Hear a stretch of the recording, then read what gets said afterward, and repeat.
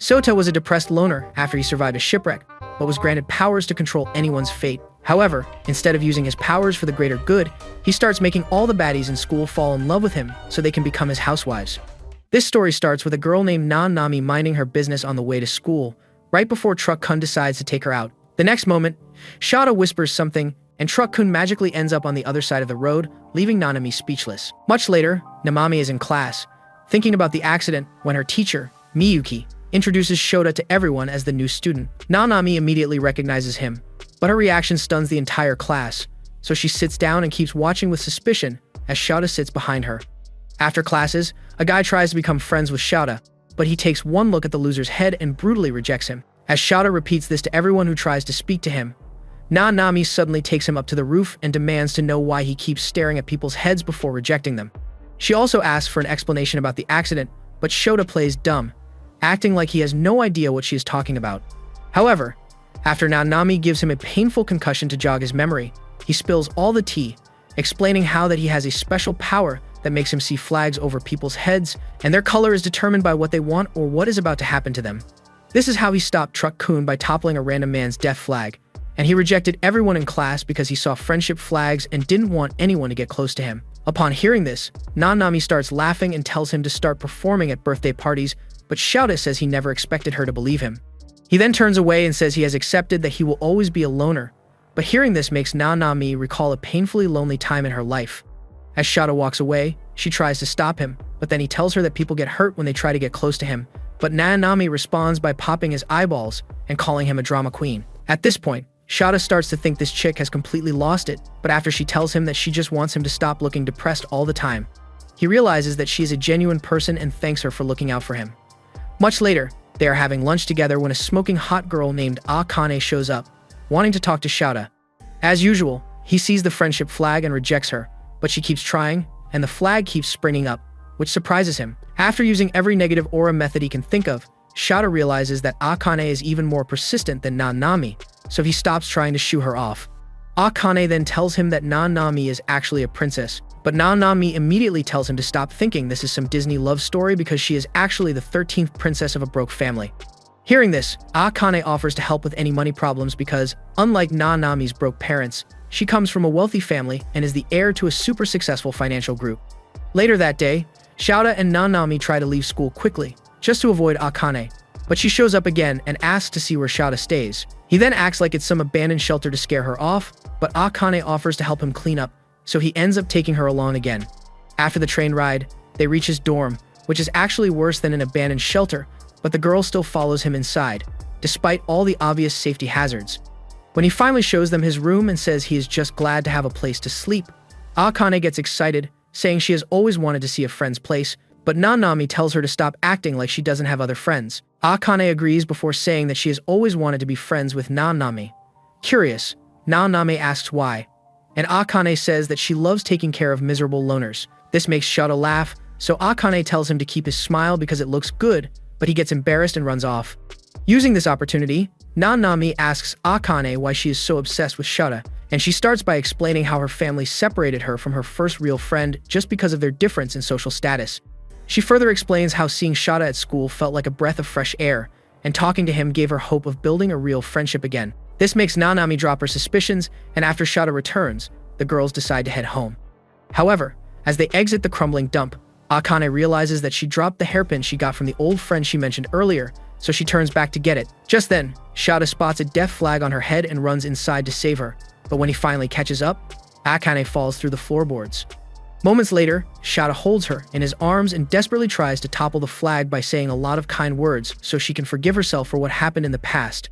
However, nothing works, but just as Shota starts losing hope, he sees a tiny romance flag growing and realizes that accepting it is the only way to overpower the growing death flag, so he kisses Akane. Thankfully, it works, but Akane falls in love with him completely while Nanami attacks Shota for kissing her. A while back, Shota was on the cruise ship, talking to his sister, who wanted him to find a friend. After he refused and said he preferred being a loner, a hat fell on him, and the owner, a chick named Sakura, thanked him for grabbing it before they met up inside the ship. She then introduced herself before they played a game of chess. Back in the present, it's the next day at school, but Nanami is still pissed at Shota for kissing Akane. Shota then explains that it was the only way to save her, but then Akane shows up and starts clobbering Naname as she gets excited to see Shota again. The next moment, another student named Kikonu walks in and also gets excited to see Shota before pouncing on him. As she starts riding his pogo stick, everyone in the class freezes while Naname attacks Shota again. Kikuno then explains that they became friends when they were younger, but separated after she got sent overseas. Later that day, Kikuno follows them back to Shota's place and starts bawling her eyes out when she sees the crumbling wood shack. However, after Akane expresses her concern for him as well, Kikuno senses her weird obsession and asks Shota if he is dating both of them. Before he can answer, Kikuno becomes convinced that he is cracking both of them and says she is in support because she likes Akane and Naname. The next day, while on the train to school, Nanami asks Shota about Kikuno's obsession with him, and he tells her about the sisterly love flag on her head. Nanami then says he has to topple it or she will continue treating him like her lonely pet. Shota tries to avoid this, but after Nanami calls him a wuss for not standing up to her, Shota tells Kikuno to stop obsessing over his life. Unfortunately, her love for him grows even stronger, and when Nanami asks why, he explains that the flag dodged his attempts to topple it. Much later, Kikuno takes them all to meet the school elder, who turns out to be a fun-sized genius named Sumuji. After Kikuno asks for help fixing up Shota's dorm, Kikuno tells them to forget about it and stop asking for help anytime they experience a small inconvenience. The next moment, Wonder Woman from Walmart shows up, introduces herself as Mimori, the council president, and promises to help them. Later that day, they get back to the dorm, and Mimori assembles the Single Ladies Engineering Club. As the upcoming feminists claim they can handle the renovation easily, Akane summons a team of simps from the class to assist them. A week later, the dorm starts looking like it's prime again, so Shota and the girls join the team to finish up faster. While working, Shota tries to ask one of the boys for help, only to get shocked when he sees Megumu's girly face. He quickly apologizes for getting it mixed up, but Megumu stops him from leaving and says he is actually a guy. Shota then asks why he looks like Diddy's bestie, so Megumu explains how his sister turned him into a femboy. The next moment, several friendship flags spring up, and Shota quickly tries to shut it down, but the girls show up and get excited to have another creep join their harem. After the work is finally completed, Mimori tells Shota that he needs to get the dorm filled up or it will be shut down, and then she leaves. Shota gets heartbroken again and thinks it's all over, but the girls and Megumu decide to move in with him, which comes as a shock to the loner. Later that day, they all hop in the bath to relax, but while the girls enjoy the experience, Shota worries that Megumu wants to be a little more than his friend. The next moment, Megumu suggests spying on the girls to prove that his pickle still works correctly. Moments later, they get to the bath, but Shota loses his balls and changes his mind. However, Megumu shoves him inside and runs off, leaving him to face Namami's wrath. After the beating, Shota spots a death flag in one of the rooms, so he heads inside to investigate and finds a letter. The letter then reminds him of the chess game with Sakura and how she made him promise to do whatever she wanted after losing. He accepted, so she gave him her power and told him to discover the truth of their world. The next day, Sota gets shocked when he wakes up to Akane trying to take his joystick for a ride.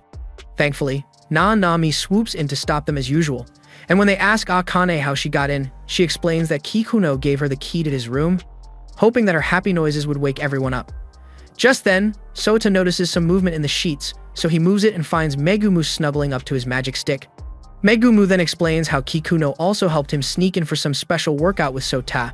Just as Kikuno shows up to see if her plan worked, they hear a chopper just outside the dorm.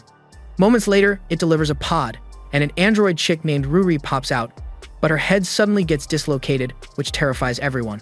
After getting it back in place, Ruri explains how Akane's family sent her to look after Akane and protect her from any unholy plans Sota has. After a quick meeting to decide on Ruri's fate, they all agree to let her stay in the dorm since she will mostly be focused on Akane. However, Nanami gets worried that Sota might try to turn Ruri into his fleshlight, so she warns him against raising a flag on her, surprising Sota, who then says it's not even possible with robots. With that settled, they all get ready for school, thinking Ruri will stay home to look after the dorm, but she also gets ready to leave with them. Later that day, they all meet up for lunch, and Ruri takes the chance to recharge her batteries while Suda and the girls eat real food. Just then, Mimori takes over the broadcast system to tell everyone in school about the upcoming sports week, where they will all for groups and spend a whole week competing in different sports to decide which team is the best. While the girls get excited to be in a group with Sota, he gets worried about the letter he found the other night. The next moment, Mimori shows up and tells them that the dorm will get shut down and Sota will also be expelled if they fail to win the sports week. Earlier that day, she had a meeting with the school board, and they were all pissed to learn that Sota had basically started a harem on school grounds. She argued that there was no room for him in the regular dorm and no other provisions were made to house him, but the board members were still hesitant to let it slide. However, when she said their group would win the sports event, the board members said it would be impossible since no co-ed group had ever won the event. After insisting that they could do it, Memori suggested expelling Sota and disbanding the dorm if they failed, and they all agreed to it. Upon hearing all this, the girls get pissed off because Memori just put them all at risk, but she tries to give them a pep talk, saying that teamwork can get them through anything. Kikonu immediately attacks her for being so stupid, so Memori decides to get them a trainer to guarantee their success at all costs. After Memori leaves, a chick named Rin shows up and almost pops Sota's nuts before introducing herself as their trainer. The next morning, Rin wakes them all up and spends the following hours torturing them before deciding to give all her attention to Sota. As he struggles to keep up, Rin asks how he managed to bag all these baddies despite having less tests than a puny femboy. Sota dodges the question and asks if she has ever met an alpha before, so Rin recalls her bestie, the only guy she ever respected. After she explains how they got separated a while back, Sota recognizes the name and says his bestie used to call him the same name years ago. Curious, Rin then texts her long-lost bestie, and after seeing that it's Sota, she starts chasing him around to apologize. In the process, she almost falls off the edge, so Sota saves her. But this only makes Rin even more upset because she has been treating him horribly without realizing. Much later, Rin tells the others all about her and Sota's history, and they eventually call it a day to get some rest for another day of training. Days later, the sports carnival starts, and Quest Dorm team starts cooking almost immediately and keeps taking first place in a bunch of the early events. Eventually, Sota asks how the most valuable player award thing even works, and Rin explains that it all comes down to total points earned during the festival. Winning events give points, but teamwork points apparently matter even more, so the power of friendship is now an actual skill. Rin then starts assigning everybody to events where they have the highest chance of farming points. Right after that, Memori appears on the Jumbotron to handle the announcements, and she brings along the Hatayaga Academy elder, Sumiji, as a guest. The two of them announce that they'll be covering the festival's biggest events, starting with mixed martial arts, where Rin is somehow the last person standing after fighting through a whole crowd of people who came looking for blood. Then, in the open-weight cat gathering contest, the android Ruri is emitting some weird sound from the speaker in her mouth that only cats can hear. After that comes the teacher shoulder massaging tournament, which somehow exists too, and Quest Hall is leading there as well as in other tournaments. Nami starts wondering why Memori is glazing them this hard on live television, and Rin explains that she probably feels guilty for helping drag them into this whole mess in the first place. Rin also congratulates Nami for doing well in the Princess Walking tournament, which apparently stressed her out way more than actual dangerous events. Not long after that, the referee blows the whistle to officially start the penalty shootout tournament, and somehow Sota manages to make it all the way to the finals with an insane catch. The girls congratulate him, and they tell him that he's unmatched when it comes to reading the opponent's moves, so because of that, the finals should be a piece of cake.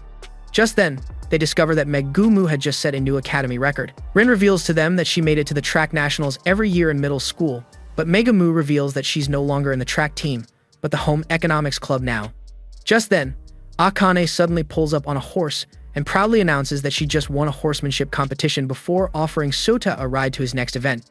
Sota refuses at first because he's still a sad and awkward loser, but the girls shove him onto the horse anyway, so the two of them ride off into the sunset, or tunnel rather. That night, the team celebrates because they're still leading the rankings, and Rin tells everybody not to relax too much since there are still events happening at midnight and again the next morning. During the finals of the penalty kick tournament, Sota gets too distracted to properly read his opponent, so he fails to stop the final shot and ends up losing the competition for the team.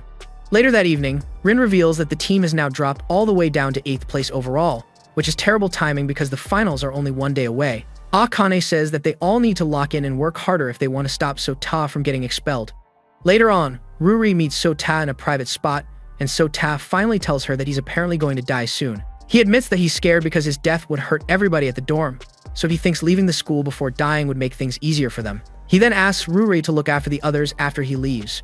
Ruri asks if there's any way to stop his death, but Sota explains that his death flag breaking ability apparently doesn't work on himself. Then he suddenly remembers what was written in the letter, and the moment he reads it out loud, it activates something inside Ruri's system and transforms her into a new super final boss form.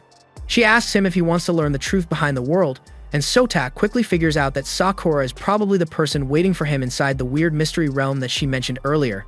He asks where the first door to that realm is, so Ruri activates some hologram program that instantly transports them into another world where everybody looks like fantasy characters.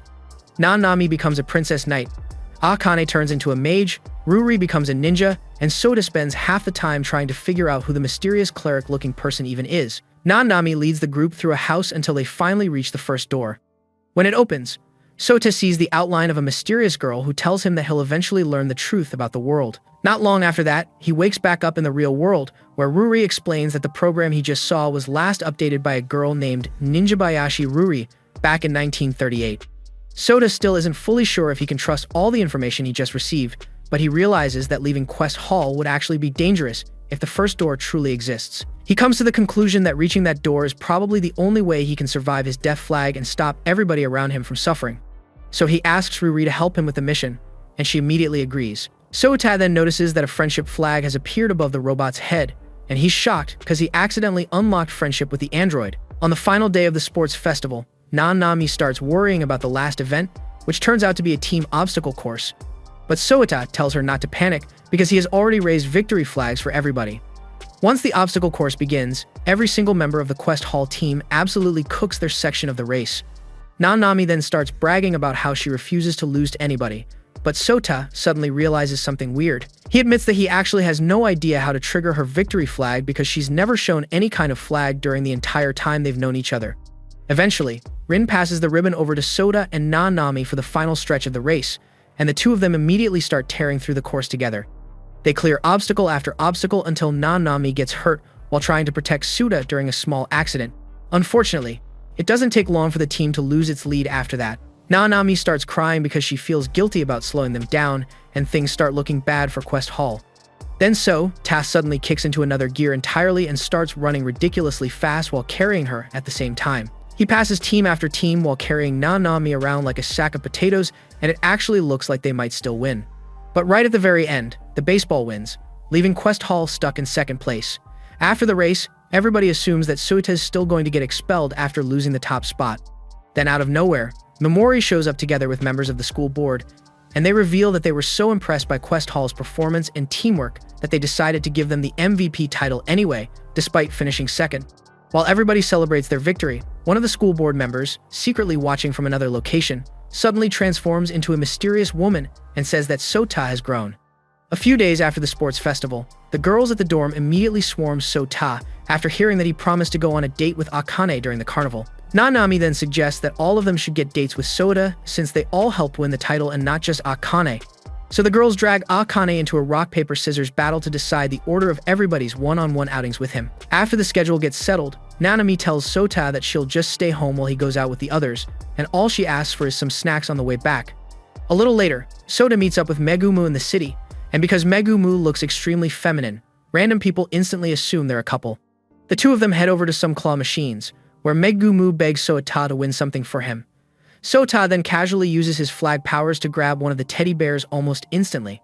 Even Megumu notices that Sota seems distracted, though, since he keeps thinking about all the weird mysteries surrounding Quest Hall and the first door stuff. Sota eventually says that he's hungry, so Megumu takes him to a diner where they order some giant, ultra-sized parfait that apparently nobody has ever managed to finish before.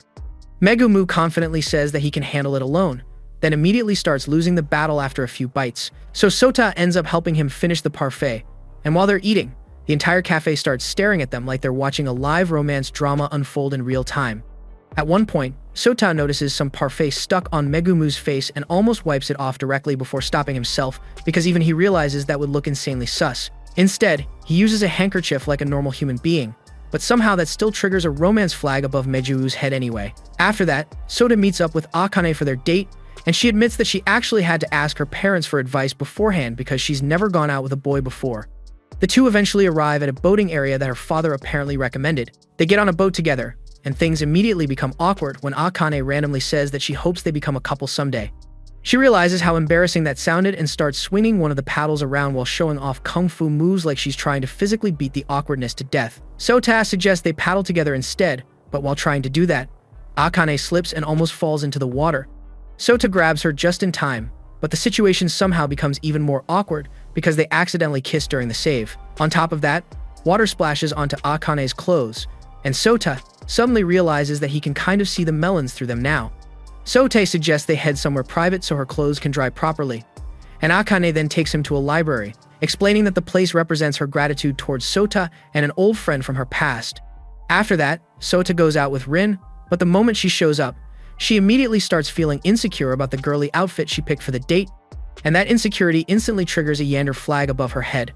Sota calms her down by telling her that she looks good, and thankfully, that stops her from mentally loading into her villain arc. The two of them head to a park, where they start talking about old memories. They remember how they used to act like little troublemakers together back in the day, basically treating the playground like their own criminal headquarters. Rin then pulls out some old photos from when they were younger, and Sota admits that he really enjoyed spending time with her back then. Things stay surprisingly wholesome for a while until they come across a picture from the day Sota apparently challenged Rin to a peeing contest when they were younger. The moment Rin remembers that incident, she gets so embarrassed that she starts yelling complete nonsense in the middle of the park before passing out entirely.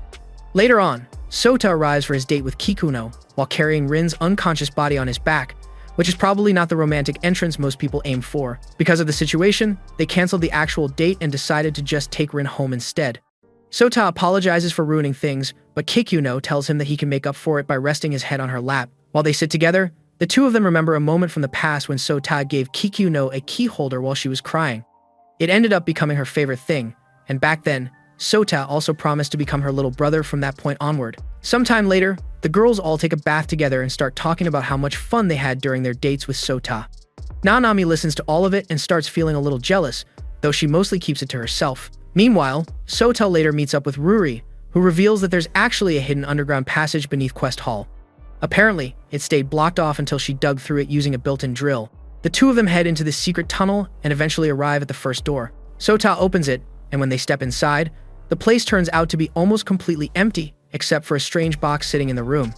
The box has drawings on it that resemble all of their fantasy character versions from the alternate world they saw earlier. Ruri explains that she can't scan the box properly because it's made from some unknown material, so the two decide to leave it alone for now instead of touching some suspicious mystery object. Sota then notices a hole in one of the walls and asks about it. Ruri explains that it leads to a forest outside the building. Right after that, the hole suddenly starts glowing with a bright light, so Sota rushes over to check it out. Immediately, he gets there.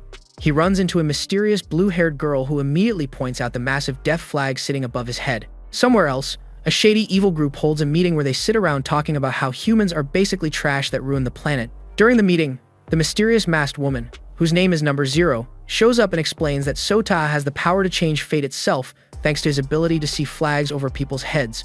She says that they need to figure out whether he was sent by something called the Sacrament to bring evil into the world. Number Zero then assigns a girl named May to infiltrate Sota's class. Once May arrives at school, she immediately starts destroying everybody who tries talking to her. Not physically, just emotionally. Every student who approaches her gets packed up by insults within seconds, and Sota quickly realizes that she has the same kind of power he does. So now Sota finally meets another person who can see life turning into scripted nonsense in real time. Later on, the girls start discussing the upcoming school trips, and Sota notices something horrifying. His name somehow appears on two different trip lists at the same time. Instead of getting one normal school trip like a regular student, he's now forced to attend two separate trips back to back. To clear things up, Ruri shows him a hologram message from Memori, who admits that she got pressured into putting him on both trips. So the final plan becomes beach trip first, mountain trip second. Once everybody arrives at the beach, the group changes into swimsuits, and Ruri shows up wearing a special turtle suit she built herself so she won't rust in the water. While hanging around, Nami brings up the fact that Megumu somehow doesn't know how to swim despite being ridiculously fast on land. Megumu then admits that he's never actually gone to the beach before because he thinks male swimsuits are embarrassing. Their conversation suddenly gets interrupted when Tsumugi arrives, and everybody instantly gets distracted because her swimsuit leaves them imagining the plot of the highest order. At some point, the girls shove Sota into the water, but instead of reacting normally, he starts panicking like a fish that just got out of the water. He explains that water reminds him of the tragic ship accident where his family disappeared aboard a ship called the Premium Ambriel. Tsumugi feels bad for him after hearing that story, so she tries comforting him and decides to help him get over his fear of water. Unfortunately, her attempts don't really work, and Sota still struggles badly, so the group eventually gives up and takes a break instead. While sitting alone on a bench nearby, Sota gets approached by a weirdo girl selling drinks. She hands him one, and the thing tastes so terrible that he immediately spits it out. The drink apparently tastes like somebody squeezed sweat directly out of a gym dog and bottled it for sale. Even so, Sota still decides to support her business a little. While talking to her, he notices a strange flag floating above her head, one connected to some kind of major plot point instead of the usual romance nonsense.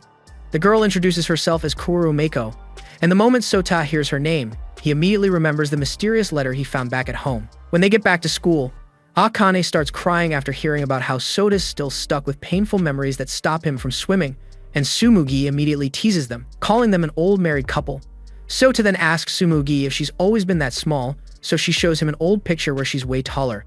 She then drops the weird fact that everyone eventually shrinks into Pokemon-sized versions of themselves when they get older. The teacher announces that they're halfway through the trip, and Sota feels a bit relieved because he is already tired of the beach life.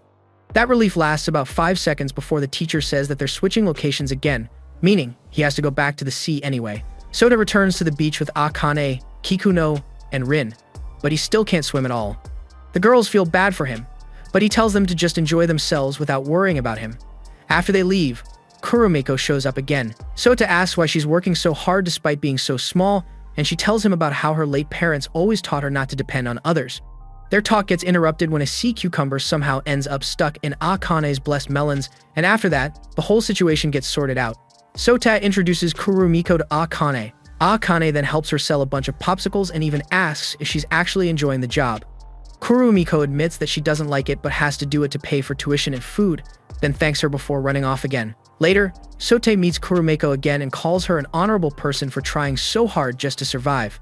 When she thanks him, he notices another story flag appear over her head. Kurumiko then says that she wants to show him somewhere special and leads him to a nearby tunnel, explaining that she always comes there when she feels down about her parents' death. Sota tells her that she shouldn't bottle everything up and should rely on people sometimes.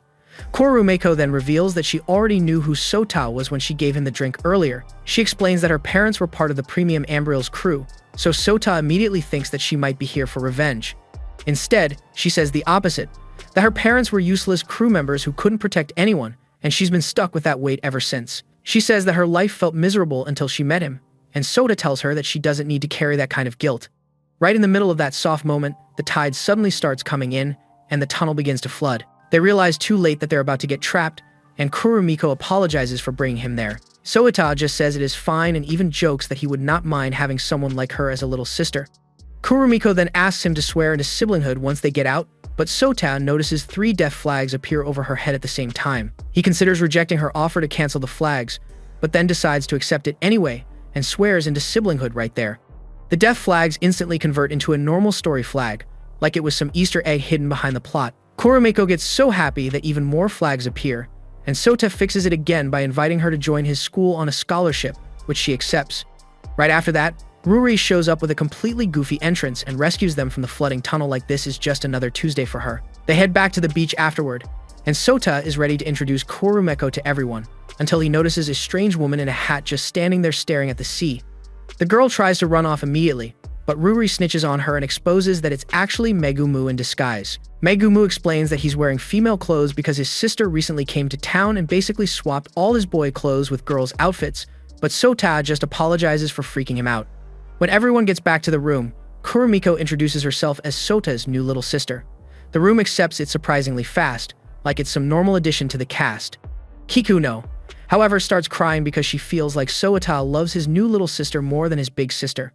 She eventually accepts Kurumiko though, because of family. Sota then asks Tsumugi if it's possible to bring Kurumiko back to the academy with them. Not long after, Tsumugi and Sota meet up with Memori and try to pressure her into using her influence as the Chancellor's daughter to sort out Kurumiko's situation. Memori hesitates at first, so Tsumugi comes up with a plan where Memori agrees to help get Kurumiko into the school, and in return, she gets to go on a date with Sota the next day. Memori is clearly not fully happy about it, but she agrees anyway. On the day of the date, Sota and Memori go to a water spring. Sota watches her playing around with the water and feels relieved that she's not triggering any flags, which for him, M is kind of the same as seeing peace in a war zone. Memori, on the other hand, starts thinking that he's distant and not enjoying the date, so she apologizes and says that she'll still do everything she can for Kurumiko even if the outing's awkward. Sota tells her that he doesn't hate her, and Memori takes that further than expected. She says that she actually likes the way he lives honestly and does things his own way, even though he's not the type of guy people usually chase around. Sota tells her that he respects her too, especially because she's living freely without overthinking everything, which is something he feels he can't really do himself. That comment triggers a memory in Memori about her older brother, who passed away, when he once complimented her for always being lively and wondered if he had lived his own life properly before dying. Sota tells her that she should be happy with how she lives because she's surrounded by people who care about her, and Memori hugs him tightly. She then says that she'll make him happy no matter what, which triggers a strange romantic flag above her head shaped in a weird way. She promises again that she'll handle Kurumiko's transfer, and after the date, she tries hard to make it happen. A few days later, Sota and Mimori return with the news that Kurumiko's transfer didn't work out. Kurumiko doesn't get upset, though, because she's happier about the fact that she now has people who are actually looking out for her. Later on, the group returns to Quest Hall and finds Kurumiko already waiting for them. Sota asks how she even got in, and she reveals that Mei brought her in and is also inside the dorm somewhere, like it's some infiltration. Mei explains that she actually got Kurumiko's school transfer approved by going into hacker mode and messing around with the school system a bit, and Mimori instantly feels completely useless after hearing that. Nanami then asks why Sumuji and Mimori are even staying at their place, and they reveal that they're officially living in Quest Hall now, and Akane welcomes them in. Mei immediately rejects the idea of staying with them and tries to walk off, but Kurumiko says that she wants her to live there too. That one sentence straight up deletes Mei's resistance, and she agrees without further argument.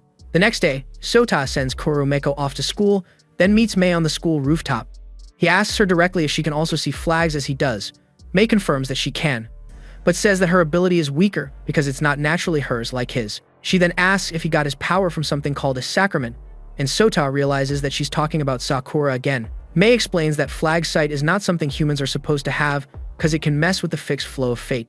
She brings up something called the Angelus Gemini, a ship of fate that can trigger almost any phenomenon, and says that Sota's power is similar to that level.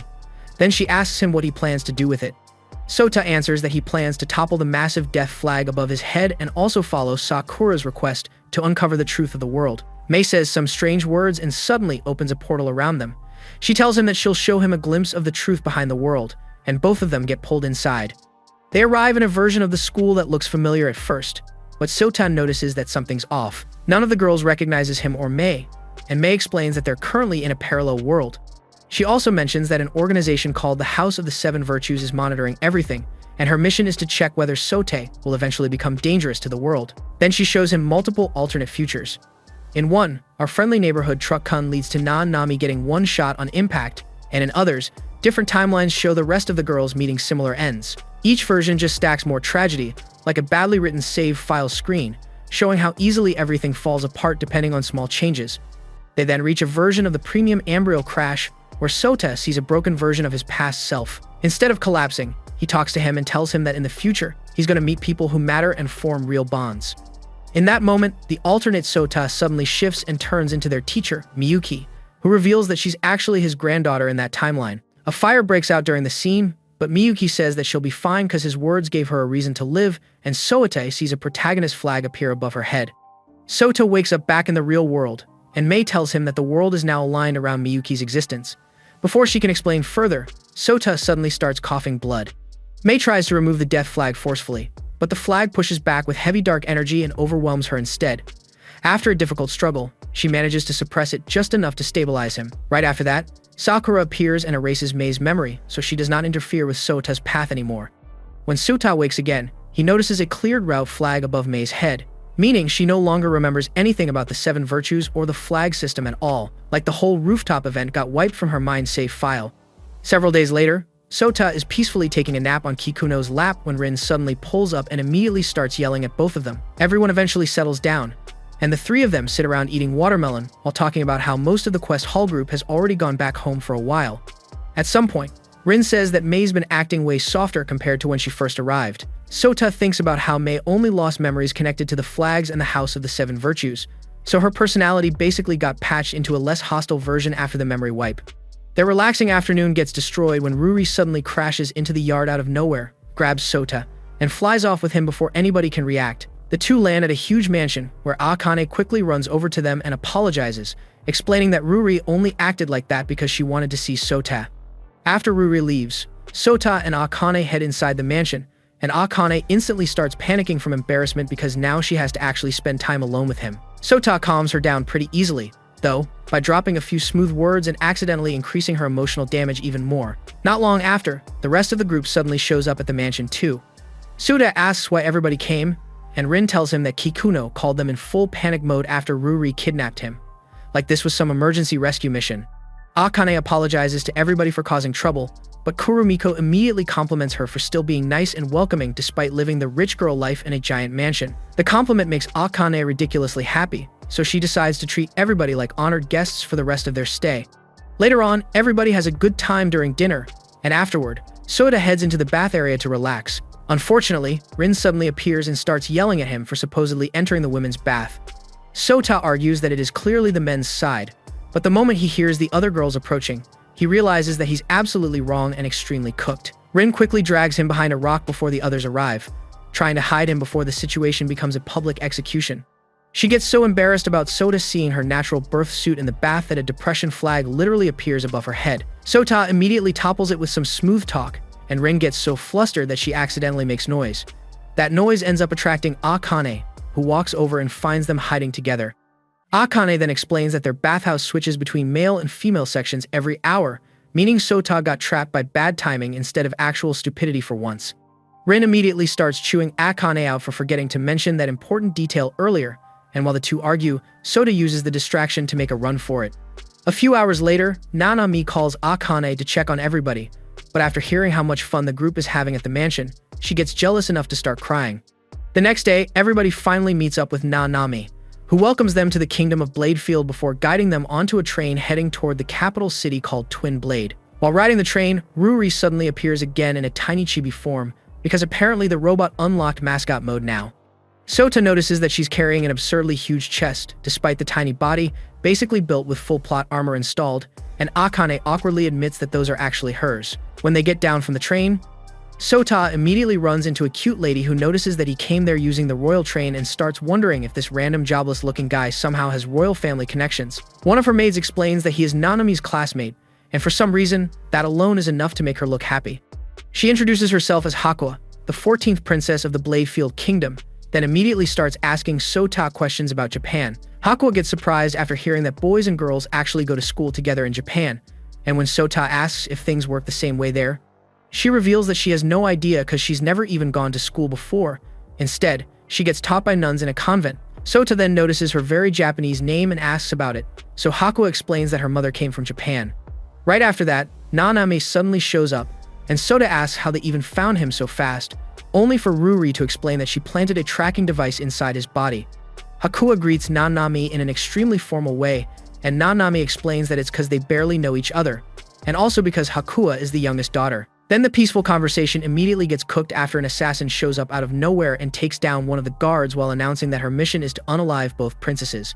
Another guard instantly tries spraying her with a machine gun, but the bullets only tear apart the assassin's suit instead of stopping her, which reveals that the assassin is actually a robot. The robot assassin keeps taking out more guards while casually walking forward, like the security guards only exist to increase the body count.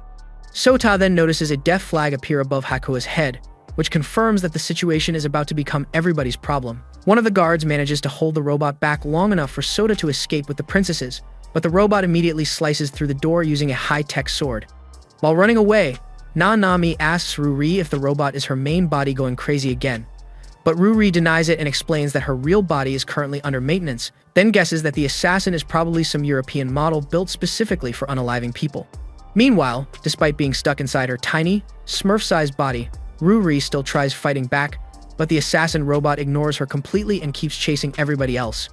The robot eventually starts firing energy blasts at them, and Sota, together with the girls, hides while this train ride slowly turns into a discount Terminator movie. Then Sota accidentally hits a button during the chaos, which separates their train car from the assassin's car at the perfect moment. A mysterious masked lady then appears and destroys the robot by stabbing it from behind, ending everything completely. After things calm down, Sota explains to the princesses that he simply used a successful escape flag to survive the event. Sometime later, Sota goes into the city together with the two princesses, and they eventually stop near a waterfall, where he asks Nanami how far they still are from the castle. Nanami admits that she honestly isn't sure, but says that they'll probably meet up with some of her entourage soon enough.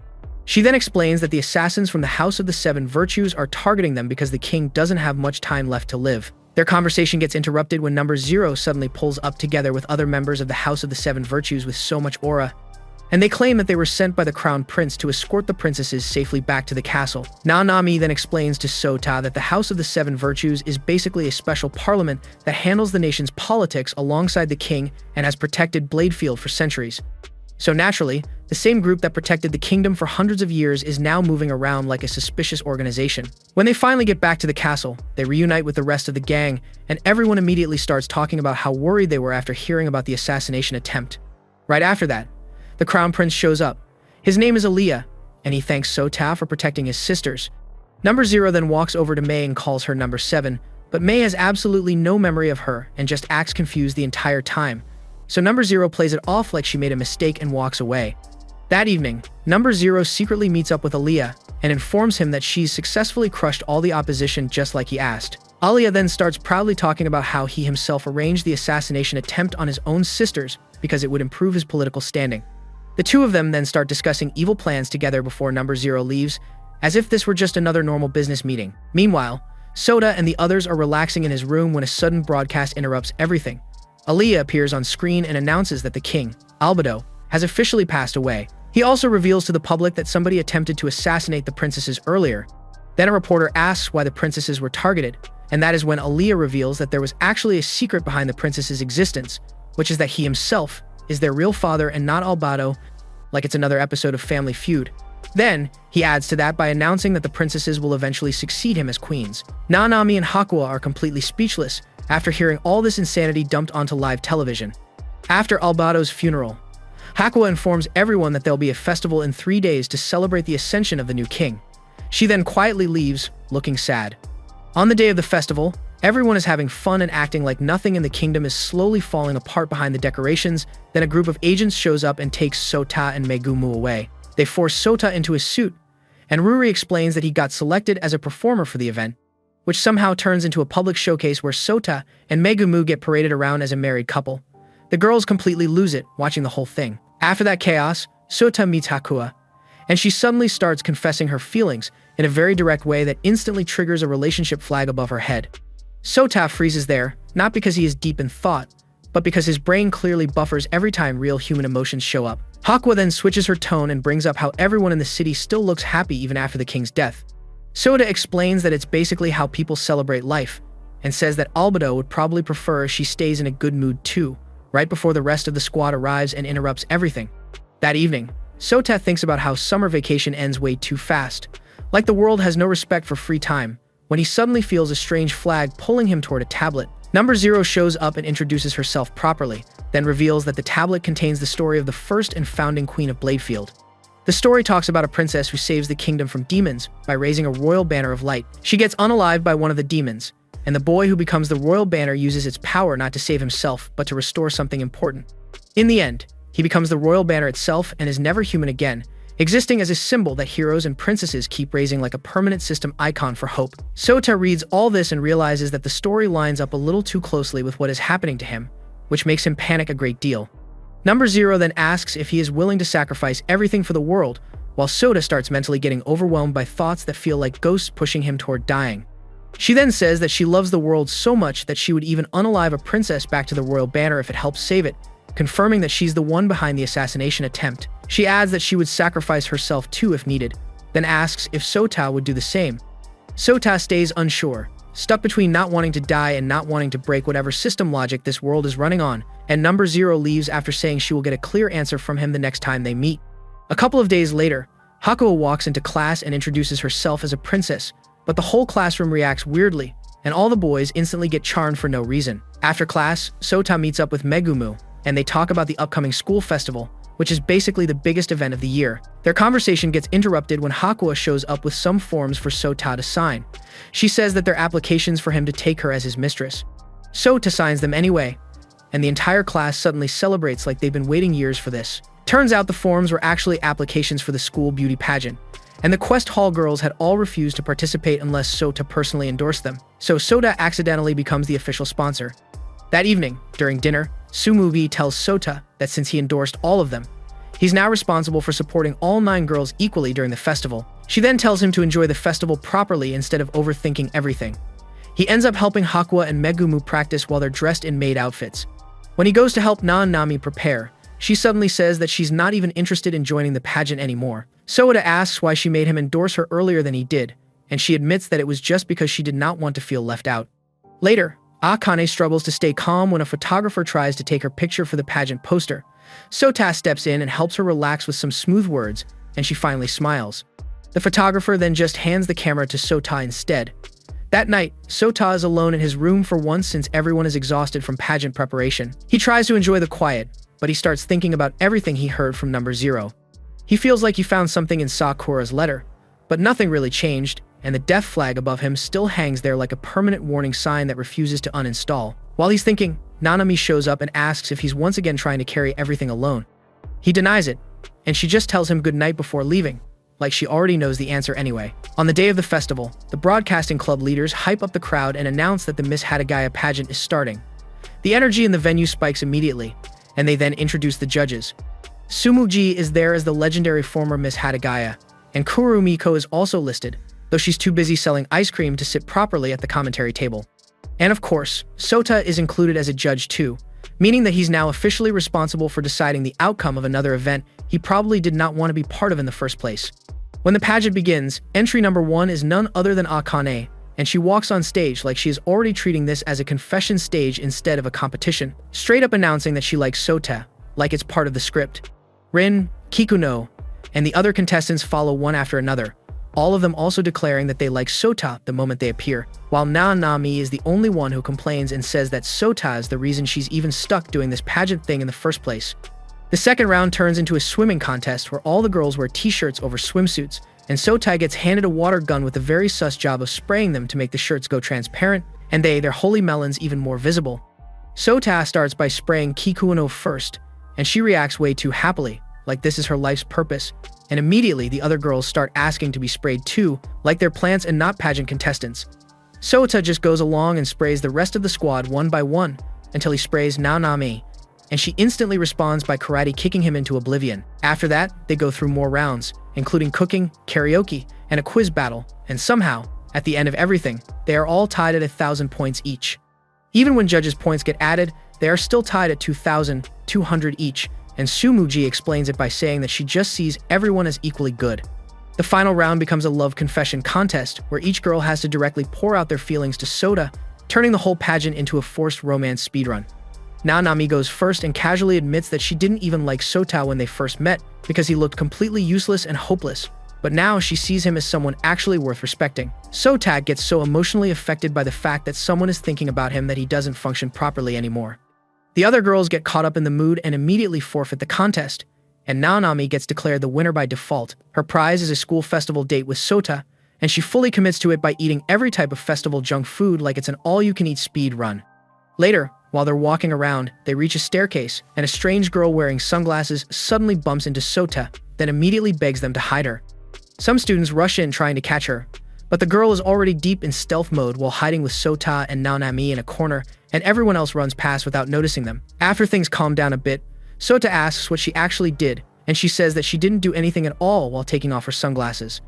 Nanami is surprised when she sees her face, because the girl turns out to be Sarika Jinyuin, a super popular idol in Japan, and Sota has absolutely no idea who she is.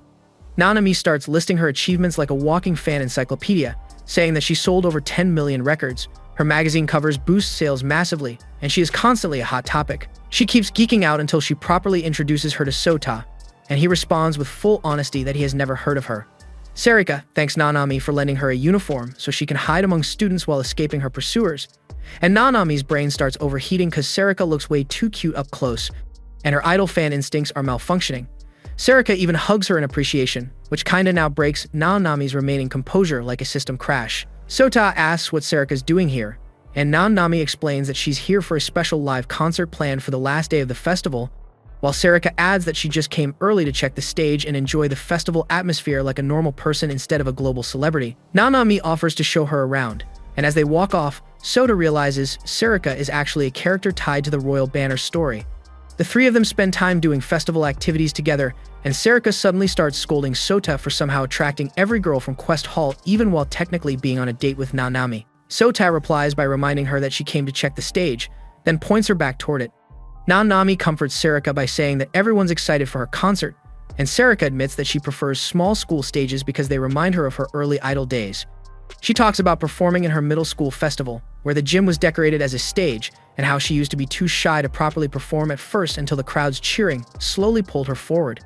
She explains how she used to think she had no talent because she was supposed to make people smile, but often felt like the opposite was happening, like she was failing her own job description. During one of her lowest moments, a hooded guy gave her a handkerchief and told her that her music gave people hope, which was the exact push that she needed to keep going. That hooded guy was Sota, though at the time, he was not really thinking like his usual self and was kinda running on leftover life decisions and low battery energy. Sarika asks him if she can still make it, and he assures her that she already has a success flag above her head, which sounds like encouragement. When she finishes the story in front of both Sota and Nanami, they both go silent for a moment because they realize Sota was the one who unknowingly changed Sarika's life. Sarika says she needs to leave soon and invites them to her concert before running off. After she leaves, Nanami immediately tries to attack Sota emotionally for not mentioning that he met Sarika before, and he explains that back then, he was going through a rough period and was planning to end his life, and that helping Sarika was just something he did before leaving the world, not something he thought would matter later.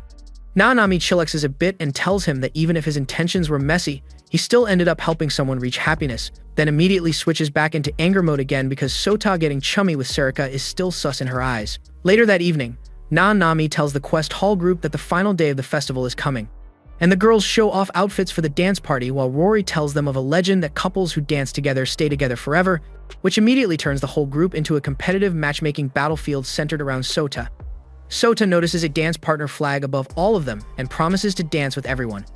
The next day, Sarika performs on stage in her full idol outfit and thanks everyone for coming, getting a massive reaction from the crowd while announcing that the concert will be broadcast globally. Sota feels satisfied watching her because she has finally become someone who brings people together through music instead of just struggling alone.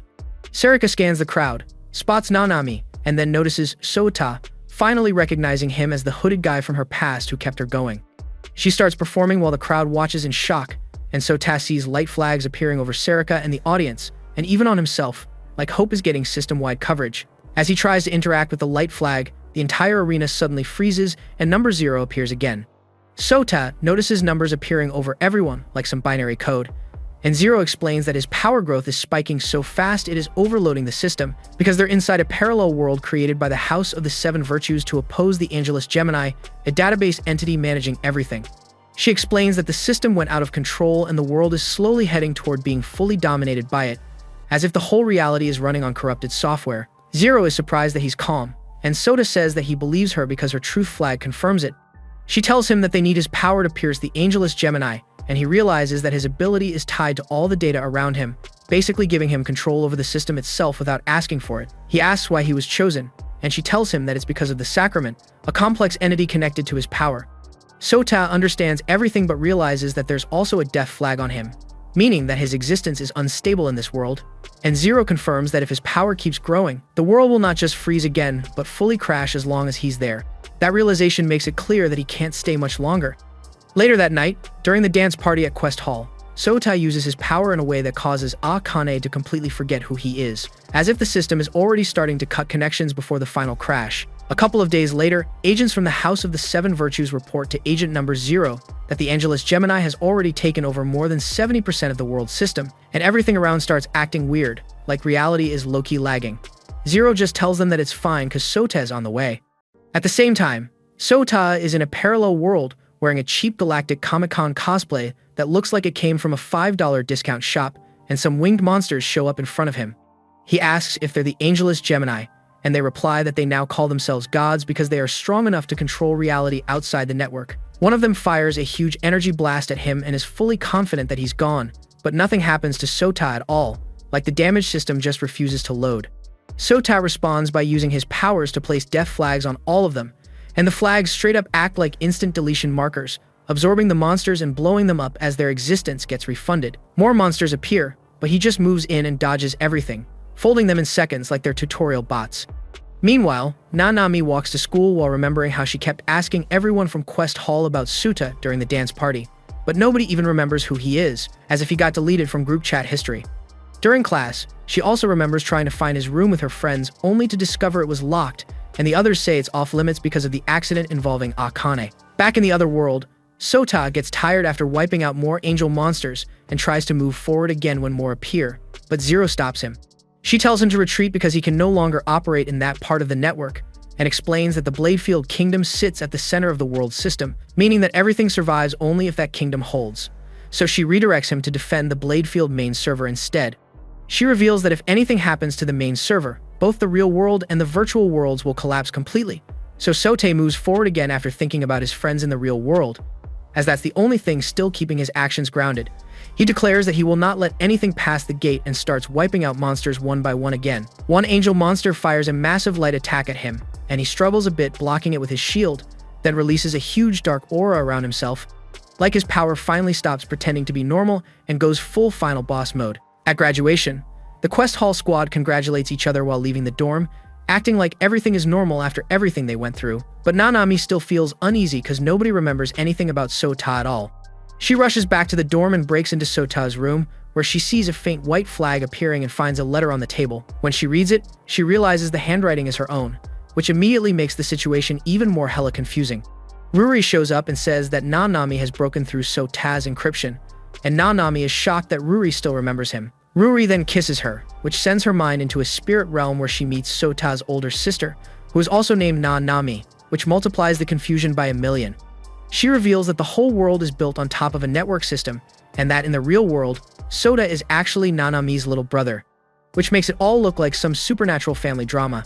Spirit Nanami explains that it all started when the House of the Seven Virtues moved to stop the Angelus Gemini from taking over the world, and Nanami gets confused because she always believed that they were just a special parliament serving Bladefield. That confusion does not last long because she suddenly regains her memories and realizes that the House of the Seven Virtues is actually a hidden organization that controls global information and uses it to raise Bladefield's influence worldwide. When Spirit Nanami says that Zero is targeting Sota, Nanami asks why they would go after the Prince of Bladefield, but Spirit Nanami replies that everything in the Royal Banner story is real.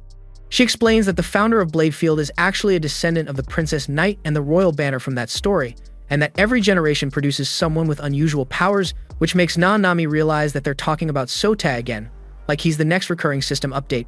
Spirit Nanami reveals that Number Zero connected Sota's mind to millions of virtual worlds to push his hidden power out through constant simulations, like stress testing a system, until it reveals hidden features. Nanami asks if the goal of her entering the virtual world was to save Sota, and Spirit Nanami confirms it, but also explains that Zero interfered by splitting her into two separate data bodies and locking her away. She adds that she managed to escape with Ruri's help, but ran out of power before finishing the program that could fully support Sota, so she had to temporarily exist inside Ruri's body instead. She explains that because of this, the personality called Ruri was formed as a fragment of her feelings inside the artificial intelligence, which is why Ruri ended up helping Sota in the first place. Spirit Nanami says it is finally time for them to become one again because Sota's still fighting alone in a virtual space that exists outside normal time rules, and they need to reach him before everything collapses further. When she mentions the Royal Banner heroes, Nanami remembers the story her mother used to read to her and decides that instead of letting everything end like a corrupted hard drive, she wants to give it a proper ending this time. Spirit Nanami and Nanami finally merge into one, and Nanami wakes up in the real world again. She immediately asks Ruri to help her with the mission, and then notices Akane standing at the door. Akane, with tears in her eyes, admits that she feels like she's forgetting something very important, and Nanami tells her to come along and help instead of standing there confused, and Akane agrees without fully understanding why. Nanami thanks her and realizes that the entire Quest Hall group is already gathered nearby, which gives her a bit of relief because at least the system is not completely empty yet. They head into the secret tunnel from before, and Nanami explains everything about Sota to Hakwa, telling her that he's actually her younger brother. They all place their hands on the mysterious box covered in symbols from the Royal Banner story, and as they do, their memories, alongside a huge flag of light, show up and wrap around them. At the same time, Number Zero is still fighting in the network space, until she starts seeing defeat flags everywhere. As more monsters respawn, she tries to readjust her strategy, but the premium Ambriel suddenly appears and wipes them out. Right after that, Nanami appears in a knight outfit, and the rest of the girls appear, dripping in the full fantasy fit with an aura like Piccolo, and Nanami declares that they're here to save Sota, which puts him in his feelings because he can't believe it. As the girls power up and start fighting to protect Sota, he remains emotional and asks why they came back for him. Akane then explains how she always felt connected to him when he first showed up because he looked like he needed support. She also admits that being with him has helped her learn to accept herself, and after saying that they all love him, she takes off to join the fight. This makes Sota regain his confidence, but before he can join them, the winged monsters begin to disintegrate as they are sucked into the ship. The girls get confused as it transforms, but Sota realizes that it's the Angelus Gemini, so he tells them to stay back. With a single blast, the Gemini almost deletes the girls, and this makes Sota flip out, so he charges in with all his dark aura, but it's not enough to stop the Gemini. The next moment, Sota gets sucked into an alternate reality where he's back on the cruise ship with the girls. As it starts sinking, they meet up, and he suggests finding the life rafts until he spots a little girl all on her own. He immediately tries to help, but a sudden explosion causes them to get separated from the rest of the group. After the dust settles, the little girl introduces herself as the Laplace demon and calls Sota by his name, which comes as a shock. However, Sota then notices a man trapped under the debris, so he rushes over and helps him out. The next moment, another explosion traps Sota under debris, so the man also tries to help, only to realize that it's too heavy. As the flames increase, he promises to find help and runs off, leaving Sota alone with the Laplace demon, who then tells him to accept his fate. Sota initially refuses to believe that the man abandoned him, but as time passes, he loses hope and starts regretting his trust in humanity. Just then, the man returns with a bunch of strangers and the rest of the girls, but as they try to lift the debris, another explosion dislodges a pillar and sends it straight towards them. In their final moments, Sota loses all hope but admits that he was wrong to lose faith in them. Then, the Laplace demon says he can save everyone by absorbing their death flags into himself and resetting reality once more. This time, they will go back to their regular lives with no memory of him, while he will continue living in isolation and hatred until he decides to end it all. Despite this, Sota accepts his fate and sacrifices himself. This gives him enough energy for one last fight against the Gemini, but as he starts breaking apart, the girls show up to help him, and with their strengths combined, he finally wins. Moments later, Sota wakes up in a hospital, and Number Zero welcomes him back to the real world. She then explains how he got into an accident just before enrolling in the academy, which is when she sent his mind on the mission to defeat the Gemini. She further explains that everything he experienced was a fake and only took a fraction of time in the real world, so he should forget about it. With that, she leaves, and Nanami soon rushes in to hug Sota. Several days after this, Sota shows up at the dorm for his first day of school and runs into Akane. He gets surprised, but her reaction makes him recall that this version doesn't know who he is yet.